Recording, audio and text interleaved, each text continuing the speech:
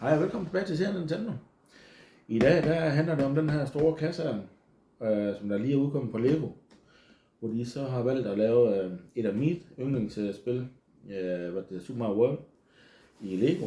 Hvad det er 8-bit print. Det må så være 16-bit, men det ligner en 8-bit, når man kommer helt tæt på.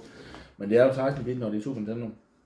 Og så Mario her på Yoshi med cape og det hele. Det er lige efter min smag. Det skulle vist være et meget stort sæt, det her på en gang med, men jeg prøver, så må jeg se, hvor jeg ender henne. Så følg med her, vil jeg se Nintendo live der. Hej.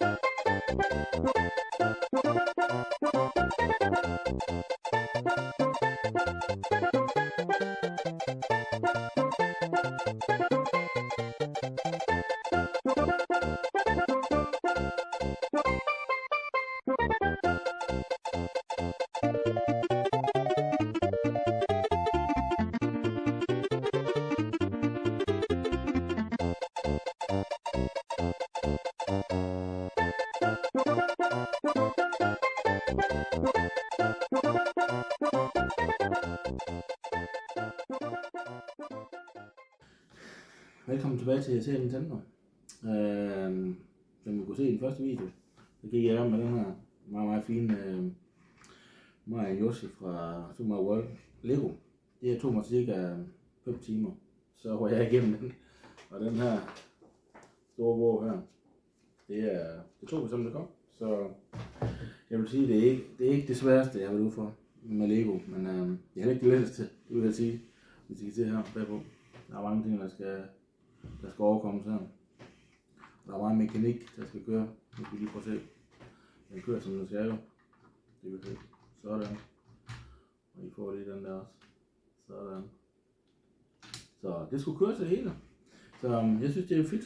Jeg synes, den er fin, den her stående. Det er helt klart. Men de behøver ikke lave mere af det, fordi det behøver de bare ikke, fordi så sjovt er det heller ikke. Men det er da fint, fordi som sagt, det er en af mine yndlingskarakterer fra World med cape og det hele, så ja. Ja, med anbefaling, ja, det er det, men så heller ikke mere end det. Så her er den i hvert fald. Prøv at se den nu. Den helt nye Lego, Mario Yoshi, Super Mario World. Hej med jer.